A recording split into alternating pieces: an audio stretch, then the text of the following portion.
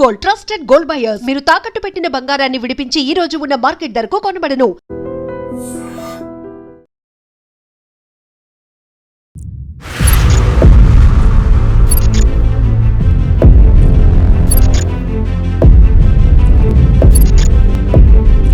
ప్రస్తుతం మనం తెలంగాణలో మరో అతిపెద్ద టైగర్ రిజర్వ్ ఫారెస్ట్ కవ్వాల్ టైగర్లు ఎకరాల పైకి ఉన్న టైగర్ రిజర్వ్ ఫారెస్ట్ లో చాలా అద్భుతమైన దృశ్యాలు ఉంటాయి.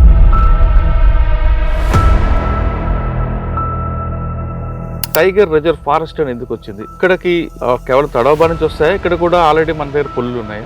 వచ్చిన వాళ్ళకి ఎలాంటి ఎక్కువ టూరిజం ఉంటుంది. సరే, ఇది కవ్వాల్ టైగర్ రిజర్వ్. ఇది కవ్వాల్ టైగర్ రిజర్వ్లో మొత్తం కలిపి ఒక 5 లక్షల ఎకరాల వరకు ఉంటుందన్నమాట దీని ఏరియా. అడవి కుక్కలు కలిసి పులుని కూడా వేటాడతాయట, నిజం? కుక్కలను చంపి తిన్నటువంటిది, అంటే చంపేసినటువంటి సందర్భాలు కూడా, ఎందుకంటే కుక్కల సంఖ్య చాలా ఎక్కువగా ఉంటుంది, గుంపుగా ఉంటాయి, గుంపు బలం ఎప్పుడు ఎక్కువ ఉంటుంది కదా. అడవి అనగానే సాధారణంగా అందరూ పులులు అనుకుంటారు, జింకలు అనుకుంటారు. కాకుండా ఈ వృక్ష సంపద, చెట్లు, వాగు, ఇక్కడ కూడా స్కాములు జరుగుతుంటాయి ఇసుక తీసుకెళ్ళడానికి. అంటే మనం మామూలుగా చెట్టే, ఎండిపోయిన చెట్టే కదా ఏముంది అని అనుకుంటాం. కానీ ఎండిపోయిన చెట్టు అనేది ఆవరణ వ్యవస్థలో చాలా ముఖ్యమైనటువంటిది. అలాగే పడిపోయిన చెట్టు కూడా ఏదైనా. అందుకనే ఈ ప్రాంతం నుండి ఏవి కూడా బయటికి తీయడానికి వీల్లేదు. సార్, ఇక్కడికి వచ్చిన టూరిస్ట్కి ఇక్కడ ఉండడానికి ఎలాంటి అకామిడేషన్ ఉంటుంది? వాళ్ళ తగ్గట్టు ఫుడ్ కానీ అన్ని దొరుకుతాయా?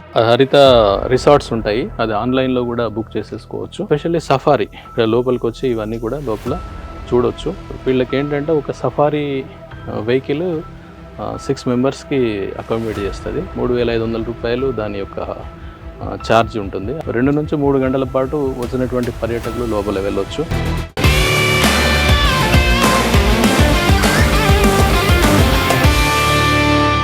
Welcome to I dream. ప్రస్తుతం మనం తెలంగాణలో మరో అతిపెద్ద టైగర్ రిజర్వ్ ఫారెస్ట్ కవ్వాల్ టైగర్లు ఉన్నాం. దాదాపు 1,00,000 ఎకరాల పైకి ఉన్న టైగర్ రిజర్వ్ ఫారెస్ట్ లో చాలా అద్భుతమైన దృశ్యాలు ఉంటాయి. ఇక్కడ కేవలం టైగర్ ఒకటే కాదు, ఇండియన్ గౌర్ ఉంటుంది, రకరకాల జంతువులు కనిపిస్తాయి.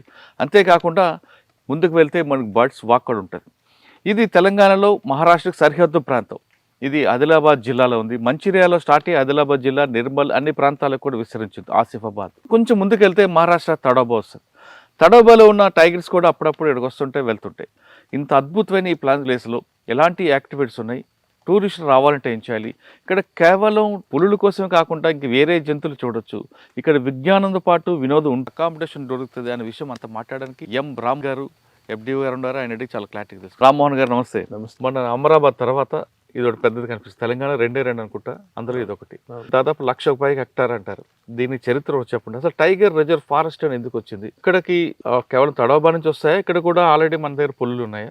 వచ్చిన వాళ్ళకి ఎలాంటి ఎక్కువ టూరిజం ఉంటుంది? సరే, ఇది కవ్వాల్ టైగర్ రిజర్వ్. ఇది కవ్వాల్ టైగర్ రిజర్వ్లో ప్రధానంగా 2 భాగాలుగా ఉంటుంది, core area and buffer area.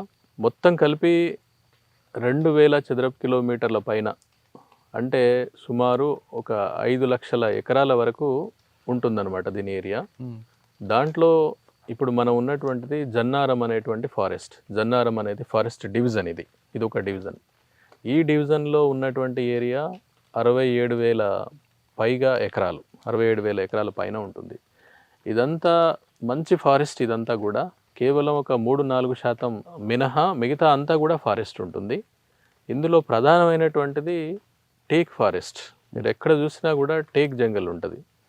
మీరు 4 అడుగులు ముందుకేసినా, వెనక్కేసినా, పక్కకేసినా మనకు అంతా టేక్ చెట్లు కనిపిస్తుంటాయి అన్నమాట. అంటే మిగతా వాటికి ఇది ప్రధానమైనటువంటి తేడా. అన్ని టైగర్ రిజర్వ్స్లో టైగర్స్తో పాటు ఇతరత్ర జంతువులు ఇవన్నీ కనిపిస్తాయి. మొక్కల విషయానికి, అంటే వృక్ష సంపద విషయానికి వస్తే అన్ని రకాల చెట్లు ఉంటాయి. కానీ టేక్ ఎక్కువగా ఉండడం అనేటువంటిది, అందులో కూడా చాలా పెద్ద పెద్ద చెట్లు ఉండడం అనేటువంటిది దీని యొక్క ప్రత్యేకత అనమాట. ఇందులో 700 వృక్ష జాతులకు పైగా ఉన్నాయి. ఇక్కడ మొక్కలకు సంబంధించినటువంటి జాతులు 700 పైగా ఉన్నటువంటివి. అలాగే జంతువుల విషయానికి వస్తే మీరు ఇందాక చెప్పినట్టుగా టైగర్, చిరుత, వీటన్నిటితో పాటు ప్రధానమైనటువంటి మరొక ఆకర్షణ ఏంటంటే గార్. అదే మనం అడవి దున్న అంటాం. అడవి దున్న జాతికి సంబంధించినటువంటి పాపులేషన్స్ మన దగ్గర చాలా ఎక్కువగా ఉన్నాయి. మంచి మంచి పాపులేషన్. అంటే అడవి ఉన్నది అని అంటే తప్పనిసరి మంచి టైగర్ హ్యాబిటాట్ అన్నమాట. అంటే టైగర్ కావాల్సినటువంటిది. ఇప్పుడు మనం ఈవెన్ ఏపీలో కూడా, ఆంధ్రప్రదేశ్లో కూడా అడవి దున్నని ఇప్పుడు ప్రవేశపెడుతున్నారు అక్కడ. అవునండి, వేరే స్టేట్ నుంచి Yes, తీసుకొచ్చి మరీ ప్రవేశపెడుతున్నారు. అంటే టైగర్ని తీసుకురావడానికి, లేక టైగర్ సంఖ్యను అక్కడ పెంచడానికి, టైగర్ని అక్కడ ఉంచడానికి, అంటే నిలకడగా అక్కడ ఉండే విధంగా వాళ్ళు ప్రయత్నాలు చేస్తున్నారు. ఆల్రెడీ మన దగ్గర అడవి దున్నలు ఉన్నాయి ఇక్కడ. ఎన్ని ఉంటాయండి ఇక్కడ? చాలా ఉన్నవి. అంటే ఇప్పుడు మేము ఈ మధ్యలో సెన్సస్ చేసాము, ఇంకా వాటి యొక్క రిజల్ట్స్ రావాల్సి ఉంది. ఒక 6 నెలల క్రింద చేయడం జరిగింది. ఆల్ ఇండియా లెవెల్లో టైగర్ ఎస్టిమేషన్ జరుగుతుంది. మరి ఇక్కడ ఉంటుండే వాళ్ళు వేరే స్టేట్ మధ్యప్రదేశ్ నుంచి తీసుకొచ్చారండి? అంటే అంత మనం ఇక్కడ నుంచి పంపించడానికి కావాల్సినంత సంఖ్య ఉండకపోవచ్చు. అక్కడేమో చాలా ఎక్కువగా ఉండొచ్చు. దాని కారణంగా జరుగుతుంది అనమాట.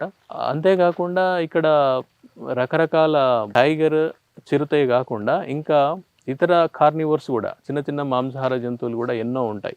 ఉదాహరణకి కుక్కలు, అడవి కుక్కల సంఖ్య కూడా చాలా బాగుంటుంది, చాలా ఎక్కువగా ఉంటుంది. ఈ మధ్యలో సైటింగ్స్ కూడా బాగానే పెరిగిపోయినాయి, మంచిగా కనిపిస్తున్నాయి. సార్, అడవి కుక్కలు అన్నారు కాబట్టి అడవి కుక్కలు కలిసి పులుని కూడా వేటాడతాయట, నిజమా?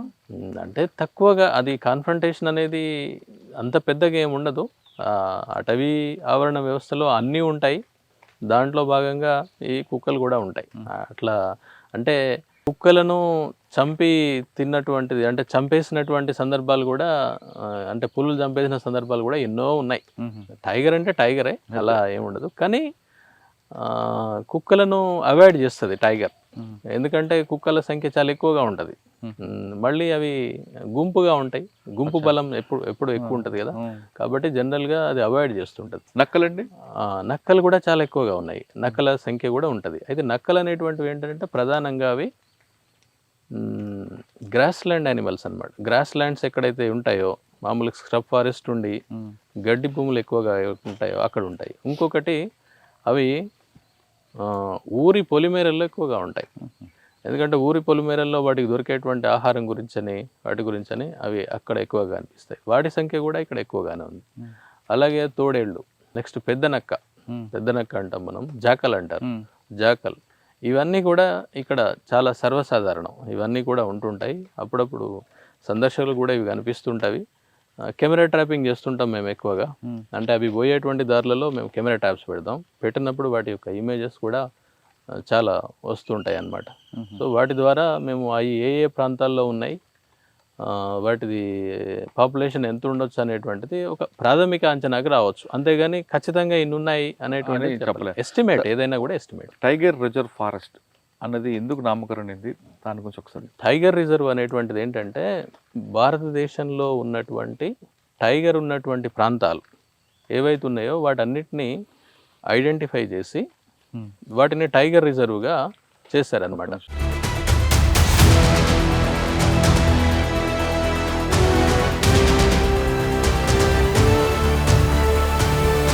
సార్, టైగర్ రిజర్వ్ ఫారెస్ట్ అనేది, టైగర్ రిజర్వ్స్ అనేటువంటివి ఎలా ఏర్పడ్డాయంటే, అసలు ఇప్పుడు మన దగ్గర ఒకప్పుడు మన దేశంలో ఒక శతాబ్దం కింద చూసినట్టయితే 1,00,000 టైగర్స్ ఉండేటివి.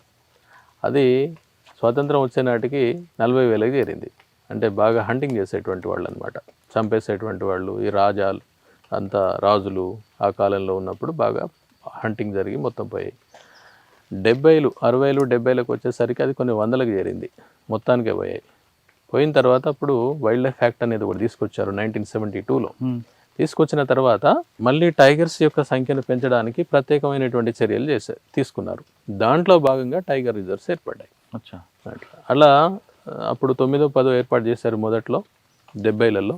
ఆ తర్వాత అన్నీ ఎక్కడెక్కడైతే దేశంలో టైగర్ ఉన్నటువంటి ప్రాంతాలు ఎక్కడున్నాయో వాటిని అన్నిటిని గుర్తించి చేశారు. అందులో ఇదొకటి అనమాట. 58 ఉన్నాయి ఇప్పుడు దేశం మొత్తం మీద. తెలంగాణలో 2. ఇదేంటంటే అంటే ఉన్నటువంటి వాటినే చేస్తారు, కొత్తగా తీసుకొచ్చి పెట్టడం అనేటువంటిది అది చాలా ఖర్చుతో కూడుకున్నది, సాధ్యంగా అంటే బాగా కష్టమైనటువంటిది. ఈడ ఆల్రెడీ ఉన్నాయి ఇక్కడ టైగర్స్. ఆదిలాబాద్ అనేది ఇక్కడ నుంచి ఈ గోదావరి పరివాహక ప్రాంతం, ప్రాణహిత ఇవన్నీ కలుపుకొని ఇదంతా టైగర్ ల్యాండ్. ఎంత టైగర్ ల్యాండ్ అంటే మీరు ఒక విషయం గ్రహించవచ్చు, ఇక్కడ ఉన్నటువంటి ఆదివాసీ సమూహాలు, ఆదివాసీ సమాజాలు టైగర్ని దేవుడుగా పూజిస్తాయి. ఓహో. అంటే దాని అర్థం ఏంటి? శతాబ్దాలుగా టైగర్ అనేటువంటిది వీళ్ళ ఈ ప్రాంతంలో ఉంది, వీళ్ళ సంస్కృతిలో భాగమైపోయింది. అంటే అంతగా పెనవేసుకుపోయినటువంటిది అనమాట. దెన్ ద టైగర్ ల్యాండ్ ఇది. కాకపోతే తర్వాత ఏం జరిగింది, కొంత అటవీ నష్టం కారణంగా లేక ఇంకా జంతువుల మరణం కారణంగా, చంపడం కారణంగా వాటి యొక్క సంఖ్య బాగా తగ్గిపోయింది. సార్ ఇక్కడ నుండి మారేడుమిల్లి వరకు వస్తుంటాయండి టైగర్లు? ఎస్ సార్, ఇదంతా కూడా ఒకదానికొకటి కలిసి ఉంటాయి మొత్తం. ఇప్పుడు మీరు ఆదిలాబాద్, తర్వాత కరీంనగర్, తర్వాత ఖమ్మం, తర్వాత ఈస్ట్ గోదావరి, ఇదంతా ఒకటే బెల్ట్ కదా, ఒకదాని తర్వాత ఒకటి. అయితే ఇదంతా తర్వాత క్రమక్రమంగా కొన్ని చోట్ల ఎంక్రోచ్మెంట్ల కారణంగా, అంటే అటవీ భూమిని ఆక్రమించిన కారణంగా ఊర్లు రావడము, లేకపోతే జంతువుల్ని చంపడము, ఇలాంటి వాటి కారణంగా దెబ్బతిన్నాయి. మధ్యలో కనెక్టివిటీ దెబ్బతిన్నది. కానీ వాటి యొక్క పూర్వీకుల ప్రాంతంలో గుర్తుపడతాయి, అది ఇన్స్టింక్ట్స్ ఉంటాయి అన్నమాట, వాటి సహజాతాలు ఉంటాయి. ఇప్పుడు మనం చిన్న దూడ పుట్టగానే, ఏదైనా జంతువు పుట్టిన తర్వాత ఒక 10 నిమిషాల్లో ఆటోమేటిక్గా అది ఎగిరి వెళ్ళిపోతుంటుంది. అలాగే మీరు ఏదైనా జంతువు కానివ్వండి, మీరు నీళ్ళల్లో వదిలిపెట్టగానే ఈత వచ్చేస్తుంది, ఈదుకుంటే వెళ్ళిపోతాయి. వాటికి ఎవరు నేర్పుతారు? ఎవరు నేర్పరు, ఎందుకంటే వాటికి సహజాతాలు ఉంటాయి. ఇది కూడా అంతే, వాటికి వాటి యొక్క పూర్వీకుల నుండి వచ్చినటువంటి సహజ సిద్ధమైనటువంటి లక్షణాల కారణంగా అవి అదే దారిలో వెళ్ళిపోతుంటాయి. అట్లా అనమాట, అవి వెళ్ళిపోతుంటాయి సహజంగా. అదన్నీ ఎప్పుడైతే డిస్టర్బెన్స్ ఉండకూడదు. ఇప్పుడు ఏదైనా యానిమల్కి ఏం లేవు సార్, దానికి 3-4 ప్రధానమైన అంశాలు ఉంటే సరిపోతుంది. ఒకటి, డిస్టర్బెన్స్ లేకుండా దాని యొక్క ఆవాసం ఉండాలి. ఆవాసం డిస్టర్బెన్స్ ఉండకూడదు, అంతే, ఏం లేదు. దాంట్లో మనుషుల యొక్క కార్యకలాపాలు అలాంటివి ఉండకూడదు, అంతే. మనుషులదే, ఇంకా వేరే ఏం లేదు. ఒకటి. రెండోది, ఆహారం కావాలి, తిండి కావాలి ఏదైనా. అదే శాకాహారులు అనుకోండి, గడ్డి, ఇలాంటి గడ్డి మైదానాలు ఇవి కావాలి, ఓకే, గడ్డి దొరకాలి. మాంసాహారులు అనుకోండి, శాకాహారులు ఉండాలి, వాటిని చంపి కదా తినేటువంటిది. అలాగే నీళ్లు ఉండాలి. అలాగే వాటికి మేట్, అంటే ఆడైతే మగ, మగ అయితే ఆడ, ఏంటంటే వాటి యొక్క సంఖ్యను పెంచడానికి. ప్రత్యుత్పత్తి ఎందుకు అంటే జాతి ముందుకు పోవాలి కదా. జాతి ముందుకు పిల్లలు కనుక రాకపోతే ఆ జాతి ఎట్లా మనకు సాగిస్తుంది? జాతి అందరిస్తుంది. కాబట్టి ప్రత్యుత్పత్తి అనేది చాలా 4 అంశాలు ఉంటే చాలు అంటారు, అంతే, ఏం అవసరం లేదు ఇక. సార్ అడవికి పులి అందం అంటారు, ఎందుకు? అడవికి పులి అందం అనే దానికంటే, అది మామూలుగా మనం ఏదో అటవీ ఆవరణ వ్యవస్థలో పులి అనేది అగ్రస్థానాన్ని ఉంటుంది, పైన ఉంటుంది అనమాట. అందుకని దాన్ని కీ స్టోన్ స్పీషీస్ అంటారు, అంబ్రెల్లా స్పీషీస్ అంటారు. అట్లా కీ స్టోన్ స్పీషీస్ అంటే ఏం లేదు సార్, ఇప్పుడు మనం ఒక బిల్డింగ్ కడుతున్నాం అనుకోండి, ఫర్ ఎగ్జాంపుల్ ఒక బిల్డింగ్ కడుతున్నాం, రకరకాల రాళ్లతోటి, అన్ని రకాల కొన్ని స్ట్రక్చర్స్ తోటి కడుతుంటాం. ఫర్ ఎగ్జాంపుల్ ఒక రాళ్లతోటే కడుతున్నాం ఒక బిల్డింగ్, ఒక స్ట్రక్చర్ని. అందులో ఎన్నో రాళ్ళు పెడతాం, కానీ కొన్ని ముఖ్యమైనవి ఉంటాయి. అందులో ముఖ్యమైన వాటిలలో కొన్ని ముఖ్యమైనవి ఉంటాయి, ఏదో మూల మీదో ఎక్కడదో ఉంటుంది. అది తీసేస్తే ఏమవుతుంది? స్ట్రక్చర్ అంతా కొలాప్స్ అయిపోతుంది. అలాగే అనమాట, ఇది కూడా అంత ఇంపార్టెంట్. ఏ విధంగా, ఫర్ ఎగ్జాంపుల్ ఒక టైగర్ ఒక డియర్ని చంపేసింది అనుకోండి, తినేసింది అనుకోండి, చంపేస్తే అది మాంసం పార్ట్నే తింటుంది, మిగిలిన పార్ట్స్ తినదు. అది ఆ చిన్న మిగిలినటువంటి పార్ట్ని చిరుతలు తింటాయి, లేకపోతే కుక్కలు తింటాయి, లేక తోడేళ్ళు ఇలాంటివి తినేస్తాయి. అలా అన్ని దాని మీద బతుకుతాయి. లాస్ట్కి చివరికి బోన్స్ ఉంటే, ఎముకలు కనుక ఉంటే, ఆ ఎముకల్ని హైనా అనేటువంటి ఇంకో జంతువు అది తినేస్తుంది, ఎముకలు తినేస్తుంది. అంటే ఒకదాని మీద ఇన్ని ఆధారపడి ఉంటాయి అన్నమాట. ఇక్కడ ఎకోసిస్టమ్. ఎస్, ఎకోసిస్టమ్, ఆవరణ వ్యవస్థ. అంటే ఆవరణ వ్యవస్థకు పులి ఏ విధంగా వెన్నెముక లాంటిది అనేటువంటిది మనం దీని ద్వారా ఇదొక ఎగ్జాంపుల్. హైనా అన్నది వేరే మరి ఫుడ్ తిందా? అంటే ఇప్పుడు అయితే ఇది ఒక విషయం. మరి పులి లేకపోతే మిగిలిన బతకలేవా అంటే అట్లా కాదు, అవి బ్రతుకుతాయి, అవి కూడా బ్రతకగలుగుతాయి. చిన్న వాటిని పట్టుకొని తినేస్తాయి. కానీ టైగర్ ఉండడం వలన ఇవన్నీ వాటి యొక్క ఎనర్జీ కానీ, వాటి యొక్క ఆహారం కానీ ఈజీ అయిపోతుంది అనమాట. చెట్టు డిఫరెంట్ అంటే దీనికి ప్రత్యేకత ఉందా? Yes sir, yes sir. ఇవన్నీ టీక్ చెట్లు యాక్చువల్గా. ఇప్పుడు మీకు కనిపిస్తున్నటువంటివన్నీ కూడా టీక్ చెట్లు. కానీ ఇక్కడ ఇలా తీగలాగా కనిపిస్తుంది కదా. అవునండి, ఈ తీగలాగా కనిపిస్తున్నది మీరు పేర్లు వినుంటారు. మోదుగు చెట్లు పేరు విన్నారా? మోదుగు ఆకులు. అవును, మోదుగు ఆకులు ఉంటాయి కదా, ఇక్కడ పైన కనిపిస్తున్నాయి చూడండి, మూడు ఉంటాయి ఆకులు. మూడు అవి మోదుగు ఆకులు. అవి మోదుగు చెట్లు ఉంటాయి. ఇది మోదుగు తీగ. ఇది మోదుగు చెట్టు వేరు, తీగ వేరు. ఇది మోదుగు తీగ అనమాట. ఈ తీగ చాలా గట్టిగా ఉంటది, చాలా అంటే చాలా గట్టిగా ఉంటది. ఇవి ఉన్నటువంటి ఫారెస్ట్ ఏంటంటే చాలా ఏజ్డ్ ఫారెస్ట్ అనమాట. అంటే చాలా వయసు ఉన్నటువంటి ఫారెస్ట్ అని అర్థం. ఇవి ఇట్లాంటివి కనుక ఉంటాయి. ఇవన్నీ చాలా చోట్ల మనకు కనిపిస్తాయి. ఎన్నో చోట్ల దీన్ని లయానా అంటారు. మన మా భాషలో లయానా అంటారు. ఈ లయానాస్ కూడా అన్నీ వ్యాపించి ఉంటాయి మొత్తం ఏంటి ఫారెస్ట్లో అన్నీ కూడా. ఇంకేం స్పెషల్ సార్ ఇక్కడ కవ్వాల్లో? అంటే ఇవి జంతువుల విషయానికి వస్తే నేను ఇందాక చెప్పాను కదా, ఈ వాటితో పాటు అడవి దున్నలు ఉన్నాయి. అడవి దున్నలు అంటే గార్ అంటాం మనం. వాటినే బైసన్ అంటాం. ఇండియన్ బైసన్ అంటే ఇంకా వేరే అమెరికన్ బైసన్ అవి కూడా ఉన్నాయి. ఇది చాలా రోబస్ట్గా ఉండేటువంటి పెద్ద యానిమల్, మెజెస్టిక్గా ఇంత దాదాపు 5 నుంచి 6 ఫీట్ల ఎత్తు ఉంటుంది. చాలా 1000 కిలోల వరకు బరువు ఉంటుంది. చాలా పెద్దగా ఉండేటువంటి యానిమల్ అనమాట. అది గుంపులుగా ఉంటాయి మొత్తం. చూడడానికి చాలా పెద్దగా ఉంటది కానీ అది భయం బాగా ఉంటది. అంటే ఏ యానిమల్ కైనా చాలా ఎక్కువగా భయం ఉంటది, వీటికి ఇంకా ఎక్కువ భయం ఉంటది. ఎంత వెయిట్ ఉంటుంది సార్? అది 1000 కిలోల వరకు ఉంటది, ఇంకా అంతకంటే ఎక్కువ కూడా ఉంటది. చాలా రోబస్ట్ గా ఉంటది. ఇవన్నీ గుంపులుగా ఉంటాయి, హెర్డ్ గా ఉంటది అనమాట. అది సింగిల్ గా ఉండవు, అవన్నీ కలిసి ఉంటాయి. అది ఇప్పుడు రెండు ఏంటంటే ప్రే అండ్ ప్రిడేటర్. అంటే ఆహార జంతువు, వేటాడే జంతువు. వేటాడే జంతువుల్లో మనం టైగరు, చిరుత, కుక్కలు ఇవన్నీ చెప్పుకున్నాం. ఓకే. అదే ఆహార జంతువులలో ఇవన్నీ ఏంటి, దుప్పులు, జింకలు, ఈవెన్ గారు కూడా. ఓకే. అది కూడా ఆహారం ఇది టైగర్కి. అవి ఉన్నాయి అని అంటే టైగర్ కూడా డెఫినెట్లీ ఉంటుంది. అంటే దానికి సరిపోయే అంత ఉంటుంది అనమాట. సార్ ఒక పులి రోజు తింటుందా లేదా వేటాడినప్పుడు ఎంత తింటుందో, తర్వాత కడుపు నిండిన దాకా మళ్ళీ ఇప్పుడు వేటాడు? ఏం లేదు సార్, అది వారం రోజులకు ఒకసారి తింటుంది అంతే. వారం రోజులకు ఒకసారి అది చేసేటువంటిది. ఒకసారి వేట చేస్తుంది, అది తినేస్తుంది. ఒక 10 కిలోలు, 20, 30, 40 కిలోల వరకు కూడా తినేస్తుంది. తినేసిన తర్వాత మళ్ళీ వారం రోజుల వరకు దాని ముందు నుంచి యానిమల్స్ పైన కూడా అది ఏం పట్టించుకోదు, తినదు. ఆకలి లేదు కదా, లేదు కాబట్టి తినదు. మళ్ళీ ఆకలిగా ఉన్నప్పుడు మాత్రమే అది మళ్ళీ చంపేస్తుంది. సార్ పులి వేటాడినప్పుడు ఎన్నో మిస్ అయిన తర్వాత ఒక సక్సెస్ అవుతాడు కదా? అంతే. అది సాధారణంగా అబ్జర్వేషన్స్ ఏంటంటే, అంటే పులి టైగర్ గురించి అబ్జర్వ్ చేసినటువంటి వాళ్ళు, పరిశోధన చేసిన వాళ్ళు చేసినటువంటిది అంటే పరిశోధనల ప్రకారం జరిగింది ఏంటంటే, జస్ట్ సుమారు ఒక 20 అటెంప్ట్స్ చేస్తే 1 లేక 2 సార్లు మాత్రమే అది సక్సెస్ అవుతుంది. ఎందుకంటే ఎదుటి యానిమల్ కూడా తన ప్రాణం కాపాడుకోవడానికి తను చేసే ప్రయత్నాలు తను చేస్తుంది కదా. అంతేకాకుండా టైగర్ ఏంటంటే పరిగెత్తలేదు, బరువు ఉంటుంది, చాలా బరువు ఉంటుంది. బరువు ఉండడం వల్ల అది ఎక్కువ దూరం పరిగెత్తలేదు, షార్ట్గా స్పీడ్గా పరిగెత్తగలుగుతుంది. ఒక 20 మీటర్లు, 30 మీటర్లు, 50 అంతగా. ఇక తర్వాత రిట్రీట్ అయిపోతుంది. ఆ లోపే అది దొరకాలి అంతే, లేకపోతే దొరకకపోతే అది వదిలేస్తుంది. అంటే పులి, జింకల వేట ఇక్కడ జరుగుతుంటుందా? ఉంటుంది, సహజంగా ఉంటుంది కదా సార్, చాలా సహజంగా. చూస్తుంటారా మీరు? లేదు, అంత డైరెక్ట్ కనిపించదు అది. అంటే అట్లా వేట జరిగేటువంటి సమయంలో మనం ఉండకూడదు కూడా అక్కడ. అవునా? ఎందుకంటే అది దాని యొక్క సహజంగా జరిగేటువంటి పరిణామం. అది దాన్ని మనం డిస్టర్బ్ చేసినటువంటి, అది చేయకూడదు అట్లా. ఇంకా చూడవచ్చు సార్ లోపల కవ్వాల్ టైగర్స్కి? ఇక్కడ మంచి గ్రాస్ ల్యాండ్స్ ఉంటాయి, అంటే కొన్ని గడ్డి మైదానాలు లాంటివి, అంటే జంతువుల కోసం చేసినటువంటివి. ఇక్కడ గ్రాస్ ల్యాండ్స్తో పాటు ఇంకే ఉంటాయి, చిన్న చిన్న కుంటలు ఉంటాయి, పర్కులేషన్ ట్యాంక్స్ అంటాం మనం. అంటే ఏం లేదు, కుంటలు అండి, అన్ని నీటి కుంటలు అనమాట. అవి కూడా చిన్న చిన్నవి, మరీ బాగా పెద్ద ఉండవు. ఎందుకంటే ఇదంతా అడవి బాగా విస్తరించి ఉంటుంది కాబట్టి పెద్దవి చేస్తే అక్కడ ఉన్నటువంటి అడవి కూడా దెబ్బతినే ఛాన్స్ ఉంటుంది. కాబట్టి అన్ని చిన్నటువంటి కుంటలు చేశారనమాట. 10-20 ఏళ్ళుగా ఉన్నటువంటి కుంటలు ఎన్నో ఉన్నాయి, ఈ మధ్యలో కూడా కొన్ని చేశారు. ఈ కుంటల్లో నీళ్లు ఉంటాయి. అంటే ముఖ్యంగా ఇవి చేయడానికి కారణం ఏంటంటే, కట్టబోసేసి దాన్ని అక్కడ నీటిని నిల్వ చేయడం జరుగుతుంది. వర్షాకాలం వచ్చినటువంటి నీళ్లు ఆడ నిల్వ ఉంటాయి.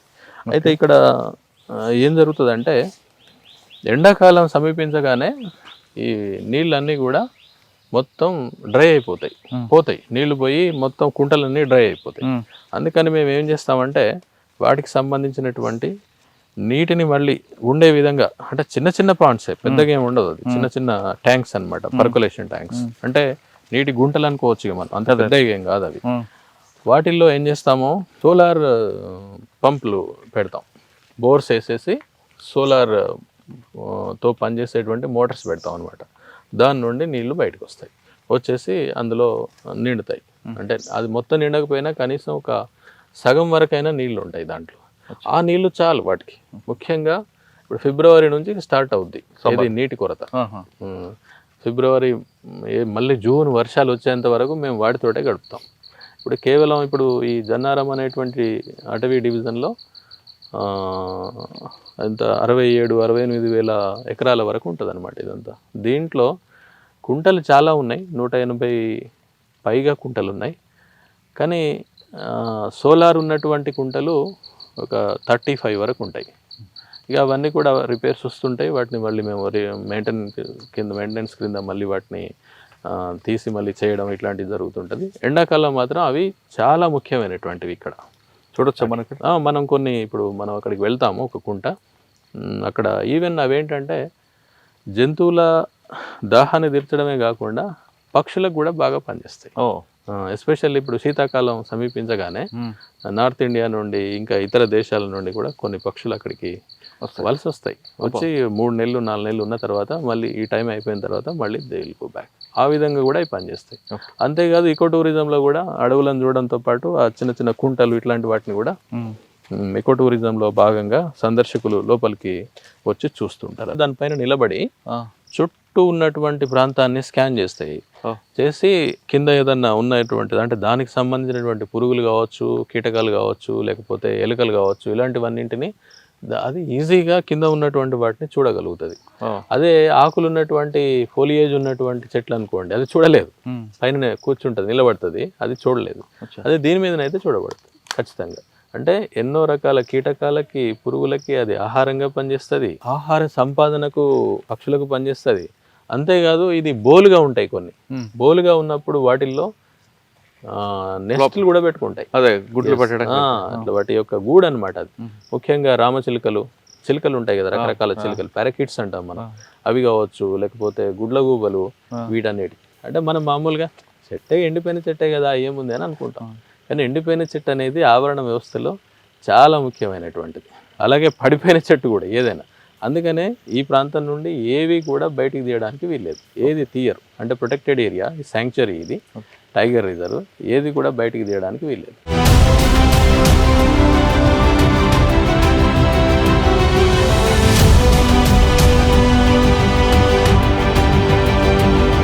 ప్రస్తుతం మనం కవ్వాల్లో ఒక వాగు దగ్గర ఉన్నాం.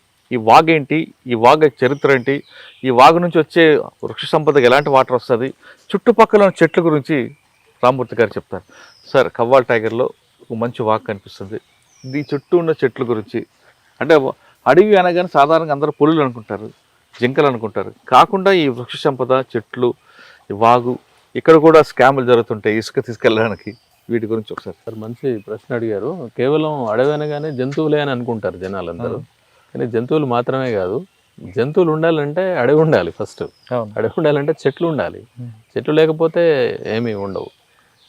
ఇక్కడ ఉన్నటువంటి చెట్ల విషయానికి వస్తే, ఇక్కడ ఎన్నో రకాల జాతులు ఉన్నాయి, చెట్ల జాతులు. అందులో పెద్ద పెద్ద మహావృక్షాల దగ్గర నుండి చిన్న గుల్మాల వరకు, గడ్డి జాతుల వరకు ఎన్నో ఉంటాయన్నమాట. 700కు పైగా జాతులు ఉన్నాయి ఇక్కడ, ఏది వృక్ష మొక్కలన్నీ కూడా. అందులో ప్రధానమైనటువంటిది ఇందాక చెప్పాను, అది టేక్ బాగా ఎక్కువగా ఉంటుంది. టేక్తో పాటు బ్యాంబూ కూడా చాలా ఎక్కువగా ఉంటుంది. మీరు అక్కడ చూడండి, దాని పక్కన అక్కడ ఉన్నటువంటిది అదంతా కూడా బ్యాంబూ అన్నమాట. అదంతా వెదురు వనం కూడా చాలా ఎక్కువగా ఉంటుంది, అది కూడా వెదురే. వాటితో పాటు మనకి ఇంకా కనిపిస్తున్నాయి, ఇది ఉంది పెద్దగా ఆకులు ఉన్నటువంటి, ఇది నల్ల మధ్య అన్నమాట. అక్కడ ఎదురుగా ఉంది చెట్టు, చాలా పెద్ద చెట్టు, అది ఎదురుగా ఉంది. అది క్రొకోడైల్ బార్క్ ట్రీ అంట అన్నమాట. దాని యొక్క బార్క్ తొడుగు పైన ఉన్నటువంటిది బెరడు ఉంది కదా, అది క్రొకోడైల్ కి పైన ఎట్లయితే దాని చర్మం ఉంటుందో అట్లా ఉంటది అన్నట్టు. అందుకని దాన్ని క్రొకోడైల్ బార్క్ ట్రీ అంట. అది బెరడు చేత్తో రాదు, అంటే గట్టిగా ఉంటదిలేండి, కానీ మొసలి యొక్క చర్మాన్ని పోలి ఉంటది దీని యొక్క బెరడు. కాబట్టి దాన్ని క్రొకోడైల్ బార్క్ ట్రీ అంటారు అనమాట. నల్లమద్ది చెట్టు, అది ఏం లేదు, నల్లమద్ది చెట్టు. ఇదిగోండి ఇక్కడ ఉంది, ఇది కూడా అదే నల్లమద్ది చెట్టు. అలాగే అక్కడ పక్కకు కనిపిస్తున్నాయి కదా 3 ఉన్నటువంటివి, అది తాని చెట్టు, తాని అంటారు. తానిని మనం ఈ త్రిఫల చూర్ణంలో ఉపయోగిస్తారు. త్రిఫల చూర్ణంలో మనం రకరకాల ఉసిరి, ఇదే తాని, అలాగే ఇంకొకటి కరక అనుకుంటా, 3 ఉపయోగించి త్రిఫల చూర్ణాన్ని తయారు చేస్తారు.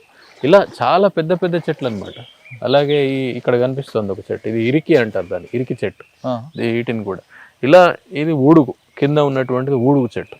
ఊడుగు చెట్లు మామూలుగా బయట కూడా కొన్ని మనకు కనిపిస్తుంటాయి. ఇలా నల్లమద్ది, తెల్లమద్ది, తిరుమాను, అలాగే బండారు, బట్టగనం, ఇలా రకరకాల పేర్లు ఉంటాయి. ఇవి ఎన్నో రకాల మొక్కలు, క్రింద చిన్న చిన్న గుల్మాలు, చిన్న చిన్న మెడిసినల్ ప్లాంట్స్, అక్కడి నుంచి మొదలుపెట్టి పెద్ద పెద్ద వృక్షాలు, మహావృక్షాల వరకు. ఇప్పుడు అది చూడండి, సుమారు 20 మీటర్ల పొడవు ఉన్నటువంటి, ఎత్తు ఉన్నటువంటి చెట్టు అది. ఈ వాగు ఎక్కడి నుంచి వస్తుంది సార్? అయితే ఈ వాగులన్నీ కూడా ఏంటంటే సార్, అడవిలోనే పుడతాయి.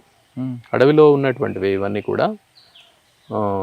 ఇది మీకు ఇందాక నేను అన్నాను కదా, సుమారు ఈ టైగర్ రిజర్వ్ అనేటువంటిది 5 లక్షల పైగా ఎకరాల్లో ఉంది.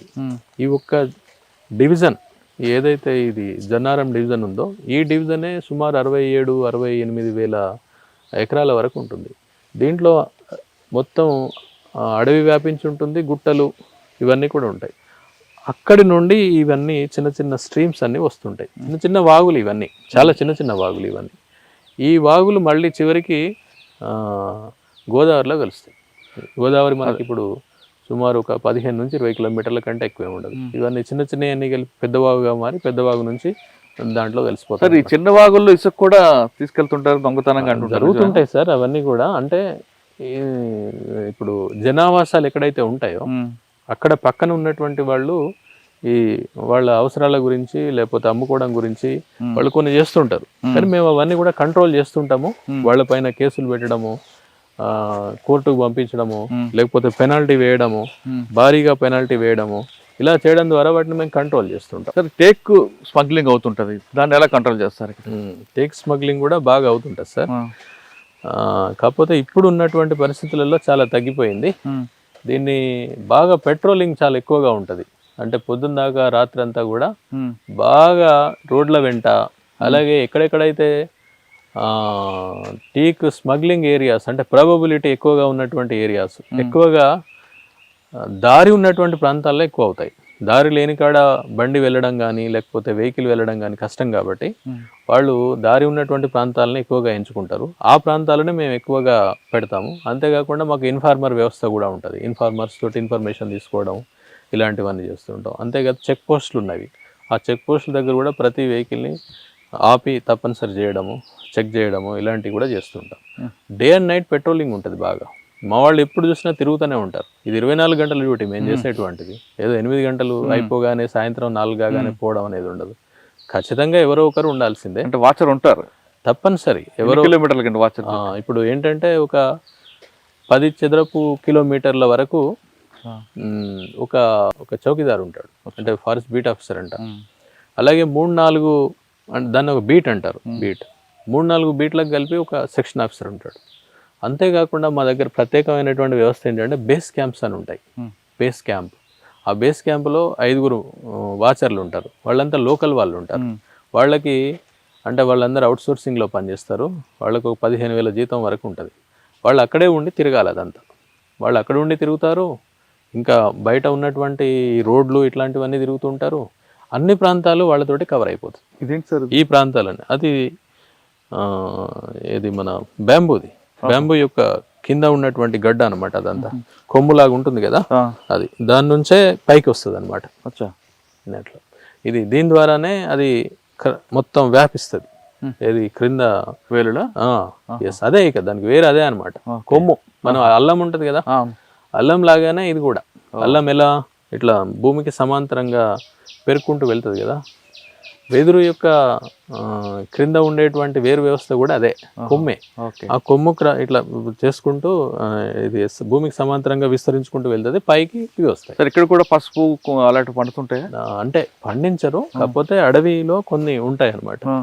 ఇదిగోండి, ఇక్కడ ఇటు ముందుకు రండి. మీరు ఇందాక తాని చెట్టు అన్నాం కదా, ఇది చూడండి, మంచి ఫోటో కూడా వస్తుంది. ఇది తాని చెట్టు, ఇదే ఎంత పెద్దగా ఉంది చూడండి. తాని అన్నాం కదా, టర్మినిలియా బెలారికా అంటారు దీన్ని.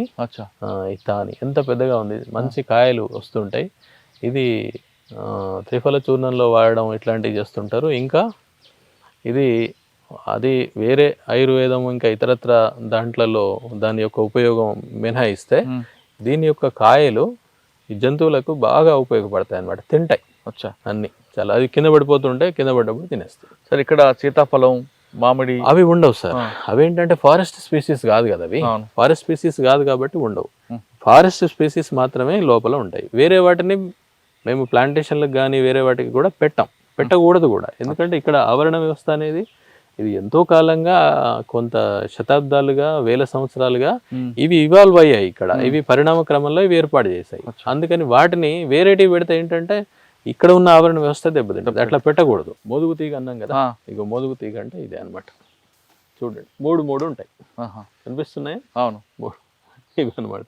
గమ్ ఎందుకు వస్తుంది అంటే అది గాయాన్ని మాన్పడం కోసం చెట్టు ఒక రకమైనటువంటి చర్యకు ఉపక్రమిస్తుంది అనమాట, మాన్పడానికి. కానీ వీటికేమో అది ఆహారంగా పనిచేస్తుంది. కొన్ని రోజుల తర్వాత అది మానిపోతుంది. రకరకాల గమ్స్ ఉంటాయి ఇక్కడ అన్ని. ఇప్పుడు తిరుమని గమ్ అని, లేకపోతే ఈ అందువు గమ్ అని, లేక గుంపెన, ఇట్లాంటి ఈ గమ్స్ కూడా కొన్ని ప్రాంతాల్లో స్థానికులు దాన్ని తీసి అమ్ముకుంటారు. గిరిజన కార్పొరేషన్ ఇట్లాంటి వాటిని కొంటాయి అనమాట. కాకపోతే ఇక్కడ ఏ విధమైనటువంటి సేకరణ అనేది అనుమతించరు. వేప చెట్టు అనేది చాలా ముఖ్యమైనది ఏది ఆదివాసీ సంస్కృతిలో. వాళ్ళు దీన్ని చాలా సేక్రెడ్గా, పవిత్రంగా భావిస్తారు బాగా, చాలా ఎక్కువగా. ఎందుకంటే దీని నుండి అంత లాభం పొందుతారు అనమాట. దాని ఇప్ప పూల నుండి కుడుములు ఇట్లాంటి వాటిలలో చేస్తారు. అలాగే స్థానికంగా సారా తయారు చేయడం అలాంటిది చేస్తారు. అలాగే వాటి యొక్క గింజల నుండి ఆయిల్ తయారు చేస్తారు. చిన్నగా ఆయిల్ తయారు చేస్తారు. అట్లా నూనెలు ఏంటి మనం కూరల్లో వేసుకునేటువంటి ఇది అదే చెట్టు ఇది. అట్లా ఇది మొత్తం చాలా పెద్ద పెద్ద చెట్లు ఉంటాయి, చాలా మ్యాసివ్గా ఉండేటువంటి ట్రీస్ ఉంటాయి. అట్లా ఇది రేల చెట్టు అంటారు దీన్ని, రేల. రేల కాయలు ఉంటాయి, రేల పూత ఉంటుంది, పసుపు రంగులో ఉంటుంది. దాని టైం అయిపోయింది ఇప్పుడు. ఆ సీజన్లో ఏంటంటే ఒక 2 నెలల క్రింది వరకు కూడా ఇది మంచి పూలు. ఇట్లా అడవనగానే పులి జంతువులే కాదు, వీటి గురించి కూడా తెలుసుకోవచ్చు. ఎన్నో ఉంటాయి సార్. మనం ఏమైనా మనకు తెలియక దాని గురించి అవగాహన సరిగ్గా, అంటే వీటి గురించినటువంటి తెలియక ఏదో ఒకదానికి రెండింటికి మాత్రమే మనం ప్రాముఖ్యత ఇస్తాం, అవే ఉన్నాయని అనుకుంటాం. అవే కాదు, కొన్ని వందల వేల రకాల మొక్కలు, జంతువులు, పురుగులు, ఇన్సెక్ట్స్ ఎన్నో ఉంటాయి అన్నమాట. ఇక దాన్ని ఎంత ఎక్స్ప్లోర్ చేస్తే అన్ని విషయాలు మనకు తెలుస్తాయి.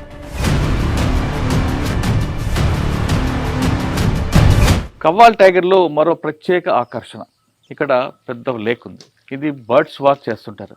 ఈ లేక్ ఏంటి, ఇక్కడికి ఎలాంటి పక్షులు వస్తుంటాయి అనే విషయాన్ని రామ్మోహన్ గారు చెప్తారు. చాలా ఎన్నో చిన్న చిన్న కుంటలు ఉన్నాయి ఇక్కడ, పర్కులేషన్ ట్యాంక్స్. అందులో ప్రధానమైనటువంటి దాంట్లలో ఇది ఒకటి అనమాట. బైసన్ కుంట అని దీనికి పేరు పెట్టడం జరిగింది. ఇక్కడ మీరు గమనిస్తే ఇక్కడ అన్నీ కూడా ఈ చెట్లు అన్నీ ఎండిపోయి ఉన్నాయి. కొన్ని ఇవన్నీ ఎండిపోయినటువంటి చెట్లు ఏంటంటే పక్షులకు గూళ్ళు కట్టుకోవడానికి, అలాగే వేట, అక్కడ నిలబడి క్రింద ఉన్నటువంటి వాటిని చూసి చేపల్ని వేట చేయడానికి కూడా వాటికి ఉపయోగపడుతుంది. అంటే పర్చింగ్కి ఉపయోగపడుతుంది, నెస్టింగ్కి ఉపయోగపడుతుంది అనమాట. అవన్నీ కూడా మీరు చూస్తున్నారు చూడండి, అవన్నీ వెళ్ళి దాని మీద నిల్చుంటాయి అవి. కాబట్టి ఆ విధంగా అది ఉపయోగపడతాయి. అంతేగాని ఎండిపోయాయి, వీటి యొక్క ఉపయోగం ఏం లేదు అనుకోవడానికి వీల్లేదు. ఈ వాటర్ ఇక్కడ ఉన్నటువంటిది ఇది జంతువులకు దాహం తీర్చడానికి ఉపయోగపడుతుంది. అంతేకాకుండా ఇక్కడ మాయిశ్చర్, ఈ నీళ్ళు ఉండడం వల్ల చుట్టూ కొంచెం మాయిశ్చర్ వ్యాపించి ఉంటుంది అనమాట చుట్టూ. అంటే కొంచెం తేమ ఉండడం వలన చుట్టూ గడ్డి పెరుగుతుంది. కాబట్టి వాటికి ఆహారంగా కూడా ఉపయోగపడుతుంది. ఇంకా రకరకాల పక్షులు, స్థానికంగా ఉండే పక్షులు ఉంటాయి, వలస వచ్చేటువంటి పక్షులు కూడా ఉంటాయి. వలస ఎక్కడి నుంచో వేరే ప్రాంతాల నుంచి వస్తాయి. ఫర్ ఎగ్జాంపుల్ యూరేషియన్ వీజియన్ అనేది, స్పాట్ బిల్డ్ డక్, ఇలాంటివన్నీ బయట నుంచి వచ్చినటువంటి పరిస్థితి ఇక్కడ ఉంటుందన్నమాట. ఇక్కడ వస్తాయి అన్నీ కూడా, ఈ ప్రాంతానికి వస్తాయి. ముఖ్యంగా శీతాకాలం ఒక 3 నుంచి 4 నెలల కాలంలో ఇక్కడ ఉంటాయి అవి. ఆ తర్వాత మళ్ళీ వాటికి అనుకూలమైనటువంటి పరిస్థితులు వాటి ప్రాంతాల్లో ఏర్పడిన తర్వాత మళ్ళీ అవి ఇక్కడ నుంచి వెళ్ళిపోతూ ఉంటాయి. ఇక దీన్ని ఎప్పటికీ కూడా ఇది చాలా ముఖ్యమైనటువంటి వైల్డ్ లైఫ్ ఏరియా కాబట్టి వీటిపైన ఎక్కువగా నిఘా ఉంటుంది. ఇక్కడ ఎప్పటికీ మా వాళ్ళు సిబ్బంది, వాచర్స్, వీళ్ళందరూ కూడా ఇప్పటికీ తిరుగుకుంటూ ఇక్కడ కదలికల్ని, వన్యప్రాణుల కదలికల్ని ఇవన్నీ చూస్తారు. అవును సార్, ఇప్పుడు మనకు అన్ని రకాల కింగ్ ఫిషర్స్ ఉంటాయి ఇక్కడ. కనీసం ఒక 3 రకాల కింగ్ ఫిషర్స్ ఉంటాయి. ఒకటి small kingfisher, blue kingfisher అంటారు, చిన్నగా ఉంటుంది. ఇప్పుడు చూడొచ్చు కూడా, ఈవెన్ మనం బైనాక్యులర్స్ తోటి కొన్ని చూడొచ్చు. రెండవది వైట్ థ్రోటెడ్ కింగ్ ఫిషర్ అంటారు, అంటే ఇక్కడ తెల్లగా ఉంటుంది. అది ఉంటుంది. ఇంకొకటి పైడ్ కింగ్ ఫిషర్ అని ఇంకొకటి ఉంది. ఇప్పుడు మనం మాట్లాడుతుంటే అది ఎగురుకుంటూ పక్కకి వెళ్ళిపోయింది. అది కూడా 3 కింగ్ ఫిషర్స్ ఇక్కడ ఉంటాయి. అంతేకాదు ఇంకా రకరకాల వాటర్ బర్డ్స్. ఇప్పుడు బర్డ్స్ కూడా రకరకాలు ఉంటాయి. చెట్ల మీద తిరిగేటువంటివి, గ్రౌండ్ మీద ఉండేటువంటివి, కోళ్ళ లాంటివి. అలాగే అదిగోండి అది వెళ్ళిపోతున్నాయి. అవి విస్లింగ్ డక్స్ అంటే అవి ఎగురుతున్నప్పుడు సన్నటి విజిల్ లాంటి సౌండ్ వస్తుంది కాబట్టి దాన్ని విజిలింగ్ డక్స్ అంటారు. అవి కూడా గుంపులుగా ఉంటాయి. ఇప్పుడు మనకు 3-4 కనిపించాయి కానీ గుంపులుగా ఉంటాయి. అలా అన్ని వాటర్ బర్డ్స్ ఇక్కడ ఎక్కువ అవకాశం ఉంటుంది. వాటర్ బర్డ్స్ ఉండే అవకాశం ఇక్కడ ఎక్కువ, ఎందుకంటే నీళ్లు ఉన్నాయి కాబట్టి. నీళ్ళు లేవనుకోండి అవన్నీ పోతాయి. సార్ ఇప్పుడు మనం పక్షుల గురించి మాట్లాడుతున్నాం కాబట్టి కొంగలు కానీ ఏ పక్షి అయినా సరే గుంపులుగా వెళ్ళినప్పుడు వి షేప్ లో వెళ్తాయి. ఒకటి పైలట్ ఉంటుంది, మిగతావి సెక్యూరిటీ అంటారు. అవును సార్. నా అంటే procedure దాని ఏంటి? వెనుక ఫిజిక్స్ సార్. అదేంటంటే శక్తిని ఆదా చేసుకోవడం. ఎందుకంటే అది గాలిలో వెళ్తున్నప్పుడు వి షేప్లో గాలిని చీల్చుకుంటూ ముందుకు వెళ్ళాలి. పీడనం ఉంటుంది కదా, గాలి యొక్క పీడనం ఉంటుంది. ఆ పీడనాన్ని తట్టుకొని వెళ్ళాలి. అందుకని ముందు ఉన్నటువంటి దానిపైన ఎక్కువ పీడనానికి గురవుతుంది మొదటిది. ఆ తర్వాత ఉన్నటువంటివన్నీ కూడా తగ్గిపోతాయి. అంటే పీడనం తగ్గిపోతుండే క్రమక్రమంగా. అందుకని మొదటి దాని మీద ఎక్కువ పీడనం పడడం వలన అది అలసిపోవడం కూడా జరుగుతుంది. అంటే త్వరగా అలసిపోతుంది. కాబట్టి కొద్ది దూరం ప్రయాణం చేసిన తర్వాత మళ్ళీ అది వెనక్కి వస్తుంది. దాని వెనక ఉన్నటువంటిది ముందుకెళ్తుంది. ఇట్లా అవన్నీ వాటి యొక్క స్థానాలను మార్చుకుంటూ అవి ముందుకెళ్ళిపోతాయి. అట్లా అనమాట. దాంట్లో ఉన్నటువంటి అంశం అదనమాట. కొన్ని వేల శాస్త్రీయమైనటువంటి కిలోమీటర్లు అంశం. వేల కిలోమీటర్లు, కొన్ని వేల కిలోమీటర్లు ప్రయాణం చేస్తాయి. సార్, అంటే వేల కిలోమీటర్లు ప్రయాణం చేసే ముందు అవి ఏం చేస్తాయంటే తమ యొక్క శక్తి గురించి, అంటే శక్తి కోసం ప్రయాణం చేయాలి కాబట్టి కొవ్వు రూపంలో నిల్వల్ని చేసుకుంటాయి దాని యొక్క బాడీలో. ఆ కొవ్వు మళ్ళీ ఆహారంగా అంటే శక్తిగా రిలీజ్ అవుతుంటుంది.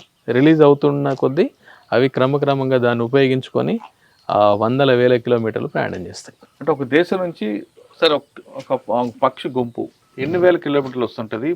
అంటే పగలు రాత్రి తేడా లేకుండా ప్రయాణం చేస్తుంటాయి సార్. కొన్ని ప్రాంతాల్లో ఆగుతాయి, కొన్ని ప్రాంతాల్లో మాత్రమే ఆగుతాయి.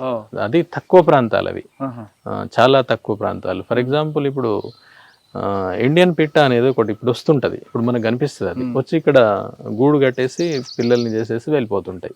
దాంట్లో కొన్ని రెసిడెంట్స్ ఉంటాయి, కొన్ని బయట నుంచి వచ్చినవి కూడా ఉంటాయి ఇండియన్ పిట్టలో. అది ఇక్కడ ఉంటుంది, నార్త్ ఇండియా నుంచి మన దగ్గరికి వస్తుంది, వచ్చి తర్వాత వెళ్ళిపోతుంది. అది గ్రౌండ్ బర్డ్, ఎక్కువగా మన క్రిందనే కనబడుతుంది. ఎక్కువగా అంటే చెట్ల మీద కూడా కనిపిస్తుంది కానీ ఎక్కువగా క్రింద కనిపిస్తుంది. ఓకే, అదొక చిన్న పక్షి, దాన్ని నవరంగ్ అని కూడా అంటారు. దాన్ని ఏంటి సలీం అలీ బుక్ పైన అట్ట మీద ఉంటుంది అనమాట. అది నవరంగ్ అంటే 9 రంగులు ఉంటాయి దాంట్లో. చిన్న పక్షి అది, అది కూడా వలస పక్షి అది. అట్లా ఈ పక్షులు ఎక్కడి నుంచో వస్తాయి. అది కొన్ని పక్షులేమో మధ్య మధ్యలో వాటికి విడిదిలాగా ఆగుతాయి. ఇక కొన్ని పక్షులు మాత్రం అసలు ఏమీ ఆగకుండానే జర్నీ చేస్తుంటాయి. వందల వేల కిలోమీటర్లు ప్రయాణం చేసి ఇక్కడ వచ్చి ఉండి మళ్ళీ తర్వాత ఇక్కడ రావాలని ఎప్పటి నుంచో ఉంటాయి, తరతరాలుగా వస్తుంటాయి ఇక్కడ, అవి కూడా వస్తుంటాయి. అవునవును. ఇక్కడికి వచ్చాక ఇక్కడ ఎన్విరాన్మెంట్ పాడు కాకుండా ఎప్పటిలాగా ఉండడానికి కవ్వాల్ టైగర్ రిజర్వ్ ఫారెస్ట్ ఎలాంటి దీన్ని ఉన్నట్టుగా అంటే నేచురల్ గా ఉంచాలి దీన్ని. అంటే దీంట్లోకి మనుషుల యొక్క ప్రమేయం కనుక ఉంటే, మనుషుల యొక్క ఇంటర్వెన్షన్ కనుక ఉంటే ఇవన్నీ పోతాయి. అంటే చెట్లు నరికేయడము, అంటే టీక్ చెట్లు ఇలాంటివి ఉన్నాయి కాబట్టి పోవడము, ఇట్లాంటివి జరుగుతుంటది. అలా జరగకుండా ఏమి ఇక్కడ నుంచి తీయకుండా, ఈవెన్ చేపలు పట్టకుండా, ఇక్కడికి మనుషులు రాకుండా మేమంతా గస్తీ చేయడము, నిఘా ఉంచడము, ఇలాంటివన్నీ చేస్తుంటాం. ఇంకా వచ్చినటువంటి వాళ్ళకి అవగాహన కల్పించడానికి కూడా మేము దీన్ని ఉపయోగిస్తాం అన్నమాట. పర్యాటకులకు కానీ. బర్డ్స్ వాక్ ఎప్పుడు జరుగుతుంటదండి? జనరల్గా సార్ అది ఈ వర్షాకాలం అయిపోయిన తర్వాత, అంటే ముఖ్యంగా జనవరి ప్రాంతంలో బర్డ్ వాక్ అని ఒకటి పెడతాం. అంటే దాని ద్వారా ఏంటంటే ఎన్విరాన్మెంట్ గురించి వచ్చేటువంటి పర్యాటకులకు లేక ఆసక్తి ఉన్నటువంటి వాళ్లకు అవగాహన కల్పించడం. అంటే దాంట్లో విజ్ఞానం, వినోదం కూడా ఉంటుంది. అంటే ఇంత పెద్ద ఫారెస్ట్, ఇన్ని విషయాలు ఉన్నటువంటివి, ఇవన్నీ చూడడం ఇప్పుడు ఉన్నటువంటి యాంత్రిక జీవనం నుండి పూర్తిగా వేరే విషయం కాబట్టి తప్పకుండా దే ఫీల్ వెరీ హ్యాపీ. అంతేకాదు ఈ విషయాలన్నీ కూడా తెలుసుకోవచ్చు. ఎన్ని రకాల పక్షులు ఉన్నాయి, ఎన్ని రకాల వాటర్ బర్డ్స్ ఉన్నాయి ఇక్కడ, ఈ విషయాలన్నీ తెలుసుకోవచ్చు. ఒక 3 కిలోమీటర్లు 4 కిలోమీటర్ల వాక్ ఉంటుంది, అది నడుచుకుంటూ. ఇప్పుడు నడుచుకుంటూ వెళ్తే మనం ఇప్పుడు ఇక్కడ నిల్చున్నాం, ఎన్ని వింటున్నాం, ఎన్ని చూస్తున్నాం చెప్పండి. సుమారు ఒక 20 రకాల అరుపుల్ని మనం వింటున్నాం ఇక్కడ. ఇంకా అలా అరుపులు లేకుండా కామ్గా ఉండే పక్షులు కూడా కొన్ని ఉంటాయి. అంటే ఒక అరగంట సేపులో మీరు అర్ధ గంటలో ఒక ప్రాంతంలోనే మీరు ఇన్ని చూడగలిగినప్పుడు, ఒక 3-4 కిలోమీటర్లు ప్రయాణం చేస్తున్నప్పుడు, ఒక 3 గంటలు 4 గంటలు మీరు స్పెండ్ చేస్తున్నప్పుడు మీరు తప్పకుండా ఎన్నో పక్షుల్ని మనం గమనిస్తాం, ఎన్నో జంతువులు కూడా చూస్తాం. కంటిన్యూగా అరుస్తుంది కదా. అది బార్బెట్ అని ఉంటుంది. ఆ బార్బెట్స్ ఉంటాయి అన్నమాట. అది ఎప్పటికీ చేస్తుంటాయి. అలాగే అక్కడ మీ వెనక కనిపిస్తున్నాయి గిజిగాడు అంటాం మీరు తెలుగులో. అది బాయా వీవర్ బర్డ్ అంటారు. ఇక్కడ ఉంది చూడండి సార్, ఈ పక్షులకి కింద వీవర్ బర్డ్, అది వీవర్ బర్డ్ అంటారు. దాన్ని వీవింగ్ చేస్తుంది అన్నట్టు. అదంతా మనం బయట కూడా కనిపిస్తాయి, ఇక్కడనే కాదు. పసుపు రంగులో కనిపిస్తుంది మీకు, మగ పక్షి పసుపు రంగులో ఉంటుంది అనమాట. అంటే ఆ రంగు అవన్నీ కూడా మళ్ళీ సేమ్ ప్రత్యుత్పత్తి సమయంలోనే అట్లా ఉంటది. అది మామూలు సమయంలో అట్లా ఉండదు, కలర్ ఏమి ఉండదు. ఎందుకు కలర్స్ వస్తాయంటే అది ఆకర్షించి దాని నుండి మళ్ళీ గుడ్లు వచ్చేసి పిల్లలు రావడం అనేటువంటిది అనమాట. అంటే మగవి ఇక్కడ ఆకర్షణీయంగా ఉంటాయి, రంగులు కానివ్వండి, లేకపోతే వాటికి తలపైన జుట్టు కానివ్వండి, లేకపోతే కొమ్ములు కానివ్వండి, ఇలా వస్తుంటాయి అనమాట. సార్ పైన కనిపిస్తుంది సార్ అలాగే పెయింటెడ్ స్టార్క్ అని ఉంటుంది. అంటే తోక భాగం, రెక్కల భాగంలో ఎరుపు రంగు ఉంటుంది చిన్నగా, అలా పెయింటెడ్ స్టార్క్ కూడా ఉంటుంది. ఇంకొకటి ఉంటుంది ఊలీ నెక్డ్ స్టార్క్ అని. అంటే ఈ నెక్ దగ్గర ఊల్ లాగా ఉంటుంది, లేకపోతే వైట్ గా కూడా ఉంటుంది. వైట్ నెక్డ్ స్టార్క్ అని కూడా అంటారు. White necked stork or woolly necked stork, ఇవన్నీ కూడా ఇక్కడ ఉంటాయి. ఇవన్నీ ఇందులో కొన్ని రెసిడెంట్ గా ఉంటాయి, అంటే ఇక్కడవే ఈ ప్రాంతంలోనే నివసిస్తాయి. కొన్ని వేస్ట్ బయట నుంచి వస్తాయి సార్. ఇవి పులి అడవికి వేటకి బయలుదేరినప్పుడు ఇవన్నీ కూడా ఇండికేషన్ ఇస్తుంటాయి అంటారు, నిజమా? అంటే ముఖ్యంగా జంతువుల్లో ఇది వేరే అన్ని కూడా అలర్ట్ అయిపోతాయి, తెలిసిపోతుంది వాటికి ఇక్కడ నుంచి వస్తుంది, టైగర్ వస్తుంది, మనకి ప్రమాదం ఉంది అనేటువంటిది ఉంటుంది. ముఖ్యంగా ఏంటంటే పైన ఉండేటువంటి లంగూరు ఉంటుంది చూసారా, హనుమాన్ లంగూరు మనకు కనబడతాయి జనరల్ గా. ఇప్పుడు వస్తుంటాయి, కనిపించలేదు కానీ ముందుకు వెళ్తూ ఉంటాయి. లంగూర్ అంటే కొండముచ్చు. ఈ కొండముచ్చులు పైన ఉంటాయి కాబట్టి అది ఫస్ట్ చూస్తుంది, మిగతా వాటికంటే ఇది కనిపిస్తుంది. అది అలారం కాల్ ఇస్తుంది. అది ఇచ్చినప్పుడు క్రింద ఉన్నటువంటి వాటి అన్నిటికీ తెలుసు. అలారం కాల్లో కూడా డిఫరెంట్ ఉంటుంది అంట. తప్పకుండా. ఇప్పుడు మనం మాట్లాడేటప్పుడు కూడా అందరితో ఒక రకంగా మాట్లాడడం కదా. ఇప్పుడు మనం మాట్లాడే పద్ధతి, టోను ఒక రకంగా ఉంటుంది. నేను ఇంకా వేరే వాళ్ళతోటి మాట్లాడుతున్నప్పుడు ఆఫీస్లో ఒక రకంగా మాట్లాడతాను, మా ఇంట్లో ఒక రకంగా మాట్లాడతాను, పిల్లలతో ఒక రకంగా మాట్లాడతాను. టోన్లో ఆ స్థాయిలు అవన్నీ వేరే ఉంటాయి కదా. అక్కడ కనిపిస్తుంది చూడండి, ఇది ప్రత్యేకం ఇక్కడ. నేను అందుకనే ప్రత్యేకంగా చెప్తున్నాను. అక్కడ ఉంది తెల్లగా, అది ఉండదు లేసి చూసారా, దాన్ని ఇంకొకటి వచ్చి డిస్టర్బ్ చేస్తుంది, గోరింక డిస్టర్బ్ చేస్తుంది దాన్ని, మైనా. అది ఇదేమో ఫిష్ ఈగల్. ఇది ఇందులో ఉన్న ఫిష్ ని పట్టుకొని తింటది అనమాట. అది వేరే తినదు, అది ఫిష్ మీద ఎక్కువగా ఆధారపడుతుంది. అంటే వేరే వాటిని కూడా తింటది కానీ తక్కువగా తింటది ఫిష్ మీద. దాని పేరే fish eagle, grey headed fish eagle. దాని హెడ్ గ్రే కలర్ లో ఉంటది, గ్రే హెడెడ్ ఫిష్ ఈగల్ అనమాట.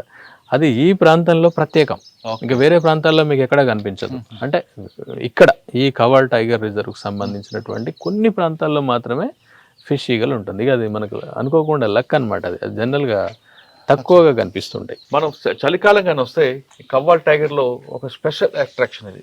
ఇక్కడికి మన పక్షులే కాకుండా దేశ విదేశాల నుంచి పక్షులు కూడా వస్తాయి, చూడడానికి చాలా అద్భుతం కనిపిస్తుంటుంది. ఆ టైంలో ఖచ్చితంగా రండి. కవ్వాల్ టైగర్ ఫారెస్ట్లో మీకు వినోదంతో పాటు విజ్ఞానం కూడా వస్తుంది. అసలు పక్షులు ఎన్ని రకాలతో పాటు ఆ పక్షుల యొక్క జీవన శైలి ఎలా ఉంటుంది విషయం కూడా తెలుసుకోవాలంటే ఖచ్చితంగా కవ్వాల్ టైగర్ ఫారెస్ట్లో బర్డ్ వాక్ మాత్రం ఖచ్చితంగా. ఈ డివిజన్లో కనీసం ఒక 35 మంది వరకు స్టాఫ్ ఉంటారు. దాంట్లో నేను ఇక్కడ డివిజనల్ ఆఫీసర్గా చేస్తున్నాను, ఫారెస్ట్ డివిజనల్ ఆఫీసర్గా. 3 రేంజెస్ ఉంటాయి, 3 రేంజ్ ఆఫీసర్స్ ఉంటారు. అంతేకాకుండా deputy range officers, section officers, beat officers. మనం మామూలుగా తెలిసిన మాట ఏంటంటే బీట్ ఆఫీసర్స్ అంటే చౌకీదార్ అంటాం, మీరు ఆ మాట మీకు బాగా తెలిసి ఉంటుంది. అలాగే సెక్షన్ ఆఫీసర్ అంటే సారేదార్ అంటారు, వాళ్ళు ఉంటారు అనమాట. అంతేకాకుండా ఇంకా ఇక్కడ వాచర్స్ ఉంటారు, వెహికల్స్ నడపడానికి డ్రైవర్స్ ఉంటారు. వాళ్ళందరూ సుమారు ఒక 90 నుంచి 95 మంది అవుట్ సోర్సింగ్లో ఉంటారు. మొత్తం 35 మందితో పాటు వాళ్ళు 95 మంది ఉంటారు. వీళ్ళ పని ఏంటంటే ప్రధానంగా ఇప్పుడు ఇక్కడ తను బీట్ ఆఫీసర్, ఇక్కడ సంతోష్, ఈయన శంకర్ ఇక్కడ సెక్షన్ ఆఫీసర్ అనమాట. ఈ ప్రాంతాన్ని వీళ్ళు చూసుకుంటారు. ఒక బీట్ ఆఫీసర్కి ఒక 10 చదరపు కిలోమీటర్ల మేర అంటే ఒక 1000 హెక్టార్ల వరకు ఒక ఏరియా ఉంటుంది. 1000 హెక్టార్లు అంటే సుమారు 2500 ఎకరాల ఫారెస్ట్ ఉంటుంది ఒక్కరికి. అయితే స్టాఫ్ తక్కువ ఉన్నప్పుడు 2-3 బీట్లకు కూడా కలిపి ఒకరే ఉంటారు. అలా 3-4 బీట్లకు కలిపి ఒక సెక్షన్ ఆఫీసర్ ఉంటారు. సెక్షన్లు అన్నీ కలిపి ఒక రేంజ్ ఆఫీసర్ ఉంటారు. రేంజ్ ఆఫీసర్ పైన డివిజనల్ ఆఫీసర్ ఉంటారు. తర్వాత DFO district officer, then conservator, ఇలా హైరార్కీ ఉంటుంది. కానీ ప్రధానంగా చూసేది వీళ్ళే క్రింద గ్రౌండ్ ఆఫీసర్స్, ఫీల్డ్ ఆఫీసర్స్ అన్నమాట.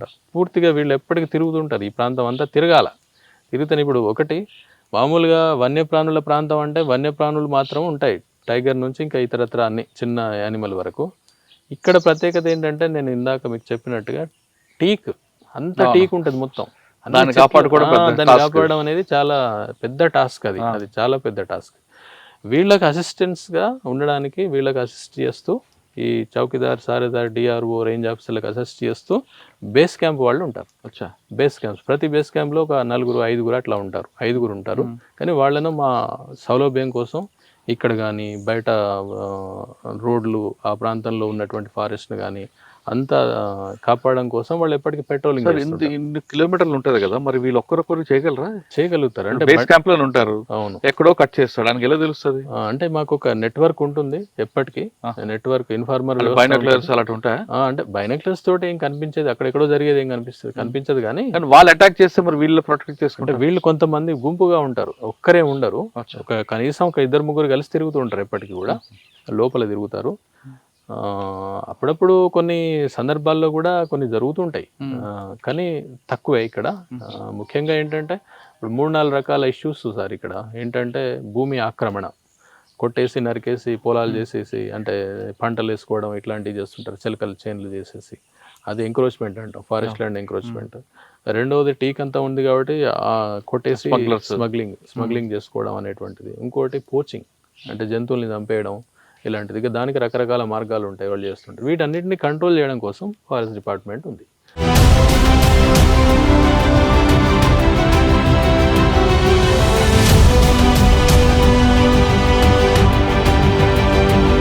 చివరిగా మనం కవ్వాల్ టైగర్ ఫారెస్ట్లో ల్యాండ్స్కేప్కి వచ్చాం.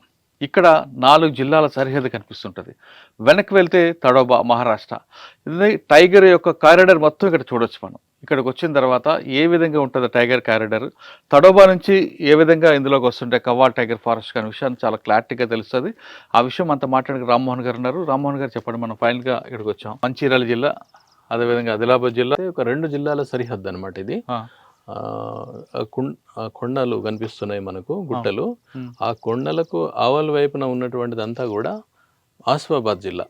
ఇంకా ముందుకు వెళ్తే మనకు నిర్మల్ మరియు ఆదిలాబాద్ జిల్లాలు కనిపిస్తాయి. ఇప్పుడు మనం ప్రజెంట్ ఉన్నటువంటిది మంచిర్యాల జిల్లా బోర్డర్లో ఉన్నాం. జన్నారం అడవులు ఇవన్నీ కూడా మంచిర్యాల జిల్లా బోర్డర్ అనమాట, ఇది బౌండరీ. ఇక్కడ ఇదొక వాస్ట్ ఎవర్ లొకేషన్. ఇది ట్రీ హౌస్ అంటాం మనం దీన్ని. ఈ పర్యాటకులకు ఇది చూపెట్టడంతో పాటు ఈ ల్యాండ్స్కేప్ని చూసేటువంటి అవకాశం ఉన్నటువంటి పాయింట్ అనమాట ఇది. అందుకని మనం ఒక వ్యూ పాయింట్, ఇది మంచి వ్యూ పాయింట్. మనకు ఇక్కడ ఉన్న ఫారెస్ట్ ఉన్నటువంటిది చాలా కొన్ని 10 కిలోమీటర్ల మేర మనం దాన్ని ప్రత్యక్షంగా చూడొచ్చు.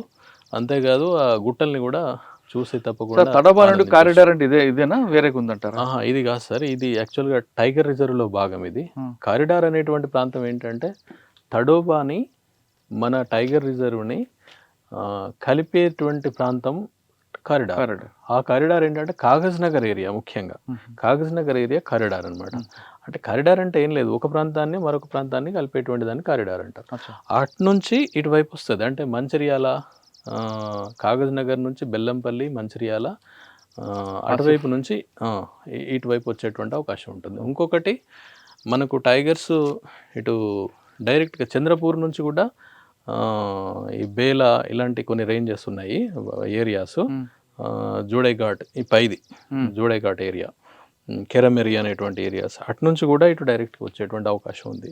అలాగే మరోవైపు ఆదిలాబాద్ వైపు నుంచి కూడా మనకు వచ్చేటువంటి అవకాశం ఉంది. ఇప్పుడు తడోబాలో మంచి టైగర్ల సంఖ్య బాగా పెరిగిపోయింది. ఆ పెరిగినటువంటి పాపులేషన్స్ అన్నీ కూడా తప్పనిసరి మన దగ్గరకు వస్తాయి. ఈ ప్రాంతంలో ఉండే విధంగా మనం ఇక్కడ ఉన్నటువంటి కొన్ని ఇష్యూస్ని కనుక అడ్రస్ చేసేస్తే తప్పకుండా అవి వచ్చి వెళ్ళడమే కాకుండా ఇక్కడే తప్పకుండా రెసిడెంట్గా మారి ఈ ప్రాంతం అంతా ఇక్కడ ఉన్న ఎకోసిస్టమ్స్ ఇవన్నీ కూడా ఆవరణ వ్యవస్థలన్నీ అటవీ ఆవరణ వ్యవస్థ సార్ ఎన్ని ఉంటాయి సార్ మళ్ళీ కవ్వాల్ టైగర్ ఫారెస్ట్లో టైగర్స్? అంటే ప్రస్తుతం ఇప్పుడు కారిడార్ని కూడా కలుపుకొని కనీసం ఒక 7-8 వరకు రిపోర్ట్ అవుతున్నవి. ఎక్కువగా కాగజ్ నగర్ ఏరియా ఈ ప్రాంతంలో ఎక్కువగా ఉన్నవి. ఈ ప్రాంతంలో కూడా 2-3 రిపోర్ట్ అవుతుంటాయి ఇప్పటికీ. కానీ ఇక్కడ ఏంటంటే లాస్ట్ ఇయర్ ఒకటి ఈ సమయంలో సెప్టెంబరు ఆ ప్రాంతంలో ఒక టైగర్ ఇక్కడ మన కవ్వాల్ ఏరియాలో రిపోర్ట్ అయింది. అంటే మన జన్నారం ఏరియా ప్రాంతంలో. తర్వాత ఇక్కడ నుంచి వెళ్ళిపోయింది అది. సో ఇలా వస్తున్నాయి వెళ్ళిపోతున్నాయి. కానీ ఉండడానికి అనువుగా ఉన్నటువంటి ప్రాంతం ఇది పూర్తిగా. ఒకప్పుడు ఇది ఇక్కడ ఎన్నో టైగర్స్ ఉన్నటువంటి ప్రాంతము. ఇది టైగర్ ల్యాండ్ ఇది బేసికల్గా. తప్పకుండా వచ్చినటువంటివి ఉంటాయి సార్. ఇక్కడ వచ్చిన తర్వాత కింద కిన్నెర సార్ వరకు వెళ్తుంటాయి. అవును సార్. ఇదంతా ఏంటంటే ఇప్పుడు ఈ ప్రాంతం అంతా ఈ పాపికొండల వరకు కూడా కనెక్ట్ అయి ఉంటుంది. ఇదంతా కూడా ఇది గోదావరి పరివాహక ప్రాంతం. ప్రాణహిత ఇలాంటి నదులు అంటే ఉపనది కదా అది గోదావరికి. ఈ ప్రాంతం అంతా మంచి ఫారెస్ట్ ఉన్నటువంటి ప్రాంతం. తడోబా మహారాష్ట్ర నుంచి మొదలుపెట్టి మీరు వైన్గంగా, పెన్గంగా, ప్రాణహిత, ఈ గోదావరి ఇదంతా చివరికి మళ్ళీ ఇప్పుడు ఛత్తీస్గఢ్ కిందికి వెళ్తే మళ్ళీ ఆంధ్ర, ఈ ప్రాంతం అంతా అంటే జస్ట్ మ్యాప్లో చూస్తే మనకు అర్థమైపోద్ది సింపుల్గా. ఇదంతా మంచి ఫారెస్ట్ ఉన్నటువంటి ప్రాంతం. ఇదంతా కూడా టైగర్ ల్యాండ్. ఇదంతా కూడా ఉన్నటువంటిదే. శతాబ్దాలుగా వందల వేల సంవత్సరాలుగా టైగర్స్ ఉన్నటువంటివే.